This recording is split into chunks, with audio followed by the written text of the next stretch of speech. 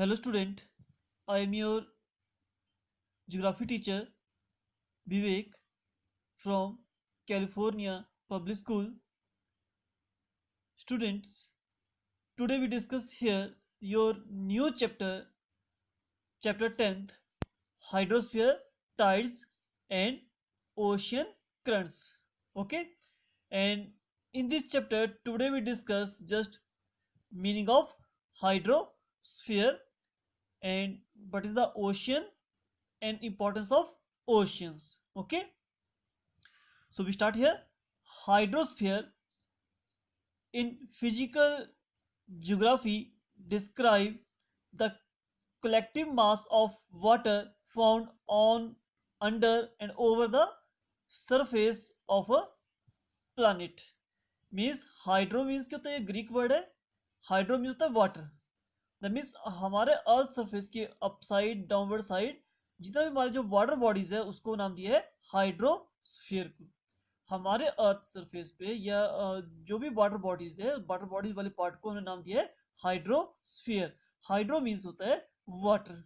Okay, so in physical geography describe the collective mass of water found on, under and over the surface of a planet. Okay, so hydrosphere is far more extensive than lithosphere on the surface of the earth. In the our earth surface if we talk about, so हमारे earth surface में जो maximum जो part है वो water से cover है. Near about 71% area cover with water और 29% area cover with land. So hydrosphere is far from extensive than the lithosphere. Lithosphere means hard portion of the earth surface. जो hard portion से ज्यादा क्या है आपका water body से cover है. और it is calculated that about 71% of the earth surface is occupied by the sea and oceans. जो हमारे water body है उससे 97% सॉरी आपका जो 71% एरिया कवर है वाटर बॉडी से, स्पेशली ओशंस और सी वाला part. Okay, and the oceans have greater extent of water in the southern hemisphere than in the northern hemisphere. If we talk about water bodies in the upper surface, this is upper surface and this is equator, and upside of the equator is called northern hemisphere. Northern hemisphere, and below the 0 degree is called southern hemisphere. Clear? Upper part northern hemisphere or southern part is called southern hemisphere.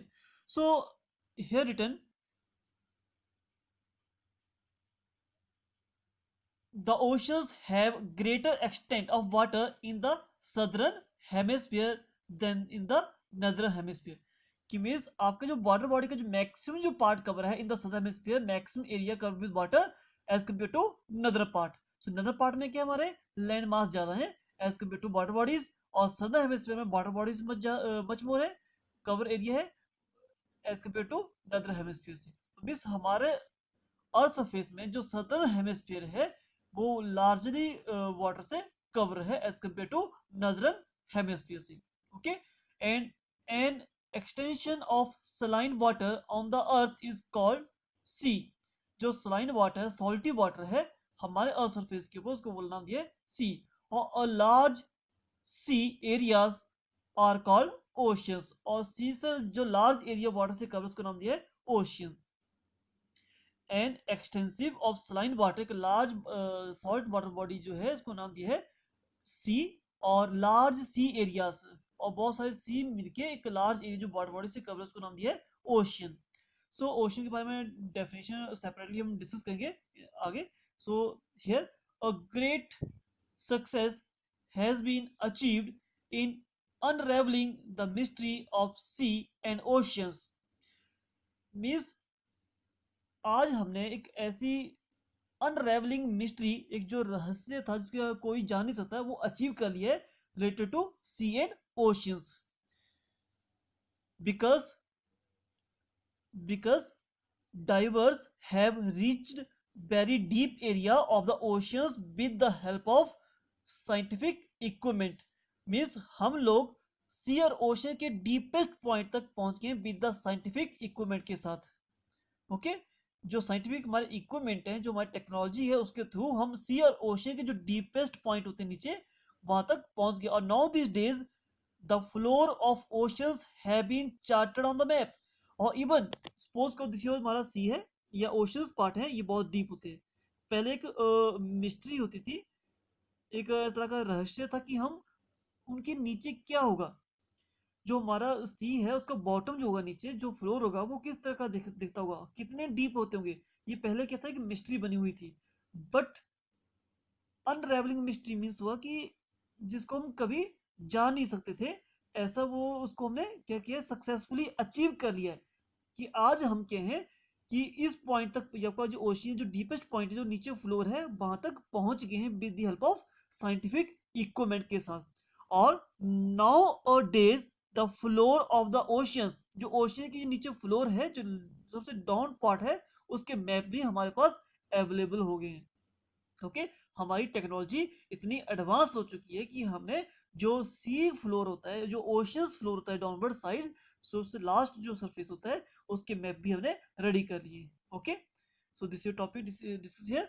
The great success has been achieved in unravelling the mystery of sea and oceans because divers have reached very deep area of the oceans with the help of scientific equipments, and nowadays the floor of oceans have been charted on map. Okay, now we start here. The oceans of very deep and large water bodies is known as oceans. जो ज़्यादा deep है और large water body है is called oceans. और oceans cover about 71% of the earth surface and constitute about 97% of the world total water resources. जो हमारे earth surface है, इसके ऊपर नियर अबाउट 71% एरिया जो है कवर विद वाटर बॉडी है, एंड 29% हमारा क्या है, लैंड है।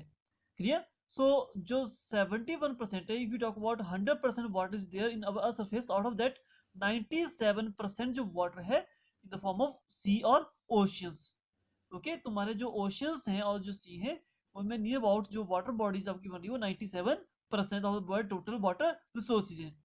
और there are five major oceans on the earth: Pacific oceans, Atlantic oceans, Indian oceans, Arctic oceans और southern oceans. Clear? And water of oceans is mixture of various salt. You know तो कि हमारे सी और oceans में बहुत सारे minerals mix होते हैं। Okay, so water of oceans mixture of various salt. The salt present in the sea are mainly sodium, magnesium, calcium and potassium. जो ये सॉल्ट है वो किस में है, mainly sodium, magnesium, calcium and potassium. The oceans get these salt in the two way. Oceans में ये material कैसे गेट, वो कैसे वहां पहुंचा, for the weathering of rock के टूटने से, and from the reverse which flow into it. Unit हो कि हमारा ये ओशियंस पार्ट है, सपोज दिस योर ओशियन, तो यूनिट ओशियन में बहुत सारी रिवर्स आके मीट करती हैं, और जो रिवर का जो वाटर वो डिफरेंट एरिया से फ्लो होकर आता है। ओके, तो नेचुरल बात है, यहाँ पे बहुत सारे वो सॉल्ट को अपने साथ मिक्स करके आता है और डिपोजिट करता है इन द ओशियंस पार्ट में। और यूनिट हो कि ओशियन से हमारा मैक्सिमम जो वाटर है, अपना जो पार्ट है, वहां से इवेपोरेशन होती रहती है, और आपका जो मिनरल्स कंटेंट है वो यहाँ पर इंक्रीज होता जाता है। Clear? So from weathering of rocks के ब्रेकडाउन होने से, second from the reverse which flow into it. So importance of oceans. The oceans regulate the temperature of land through oceanic current. कि जो ओशियंस जो होते हैं हमारे, वो रेगुलेट कर temperature of land through oceanic current. Clear? कि हमारे ओशियंस जो होते हैं वो टेम्परेचर को रेगुलेट करते हैं in the form of ocean current. Ocean current means you know to कि ओशंस जब एक लार्ज वाटर बॉडीज मूव करती है, मूवमेंट होती है वाटर की one place to another place.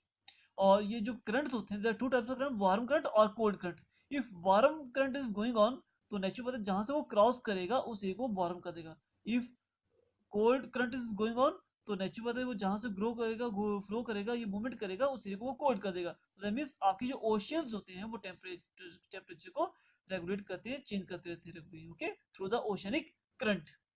So ocean's bed gives us fossil fuels like natural gas and petroleum.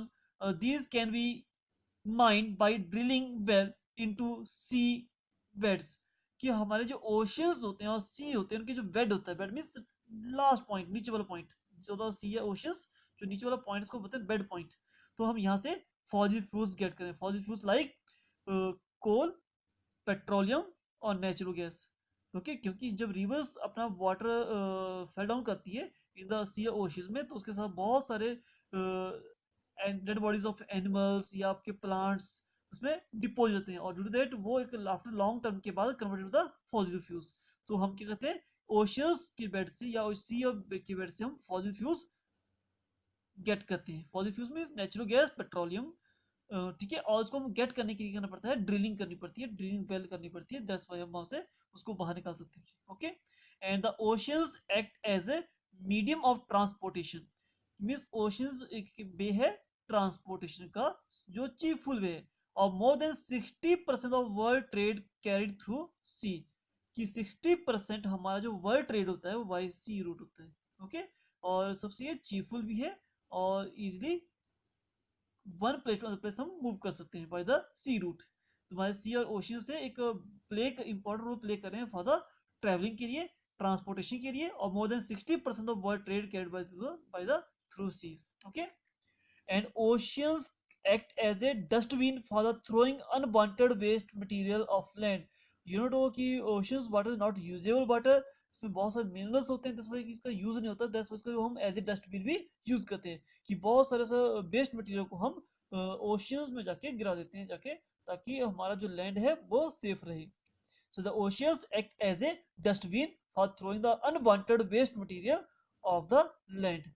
And oceans gives us sodium chloride which is essential for our survival. Salt हम जो use करते हैं, ठीक है, वो हम sodium chloride के तौर पे लेते हैं कहाँ से, ओशियन से, जो हमारे लिए बहुत जरूरी है, clear.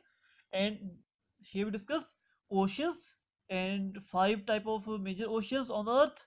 After that so many salt present in the sea or oceans like sodium, magnesium, calcium and potassium. After we discuss importance of oceans, okay. So now here we discuss the distribution of land and water. We already discussed कर लिए इसको, कि water which is essential to life is unevenly distributed on the earth. The oceans form the biggest storehouse of world water resources. कि water जो हमारे on the surface unevenly distributed है, equally every place पे equally है, सब place ऐसे जहाँ पर स्केर्सिटी ऑफ वाटर है, और सब प्लेस ऐसे जहाँ पर टू मच क्वांटिटी में है, ओके। सो सबसे ज्यादा जो को बोल सकते हैं कि biggest store house of water वो कहाँ है आपका, ओशियंस में, okay. In fact the oceans constitute about 97% of the world water resources. जो हमारे सी और ओशियंस हैं वहां पे हमारा 97% वाटर अवेलेबल है। रिमेनिंग 3% जो वाटर है वो the form of ice and your reverse, your well, ठीक है, वो अवेलेबल है, okay. And the hydrological cycle regulate the movement of moistures. आपको पता यू नो कि हाइड्रोलॉजिकल साइकिल क्या है, कि फर्स्टली हमारा जो वाटर होता है वो इवेपोरेट होता है, फिर इवेपोरेट वाटर हाइट पे मूव करता है, अकॉर्डिंग हाइट टेम्परेचर डिक्रीज होने की वजह से कंडेंसेशन होती है, अगेन वो ड्रॉप्स में कन्वर्ट होता है, क्लाउड फॉर्मेशन होती है, अगेन वो रेनफॉल के थ्रू नीचे फेल डाउन होता है, after that on the land, फिर अगेन आपका ओशन में पहुंच जाता है वाटर, ठीक है, उसको होता है वो हाइड्रोलॉजिकल साइकिल। तो जो हाइड्रोलॉजिकल साइकिल है regulate the movement of moistures from ocean to atmosphere, from atmosphere to land और लैंड टू ओशियन, कि कैसे एक सर्कल बना हुआ है, इसको हाइड्रोलॉजिकल साइकिल बोलते हैं। कि आपका मीन्स वाटर सबसे पहले क्या हो रहा है, ओशन से मॉइस्चर हो रहा है, वहां से मॉइस्चराइज हो रहा है, इवेपोरेट हो रहा है टू द एटमॉस्फेयर, एटमॉस्फेयर में जा रहा है, एंड फ्रॉम एटमॉस्फेयर से अगेन कंडेंसेशन होकर वो रेनफॉल के रूप में लैंड की तरफ आ रहा है, एंड लैंड से अगेन वो ओशन तक पहुंच रहा है। The life on the earth directly affected by this hydrological cycle. तो ये बहुत ही इंपॉर्टेंट हाइड्रोलॉजिकल साइकिल मेंटेन रहता है वाटर जो पूरे डिस्ट्रीब्यूशन है वो ऑलमोस्ट क्या है, वो इक्वली रह रहा है, कि प्रॉपरली हर प्लेस को रेनफॉल मिल रही है according to this hydrological cycle. The life on earth is directly affected by this hydrological cycle. It is amazing to note that less than 1% of the total moisture is regulated in the hydrological cycle. और keep in the mind, ठीक है, amazing things है कि आपका only less than 1% जो water है, moisture है, वही ये हाइड्रोलॉजिकल साइकिल उससे चल रहा है. ठीक है, it is amazing to note that less than 1% of the total moisture is regulate in the hydrological cycle. Only less than 1%. Okay, so today we discuss here the topic. Firstly, what is the hydrosphere, and after that sea, oceans, and importance of oceans, or after that the distribution of land and waters. Okay, thank you.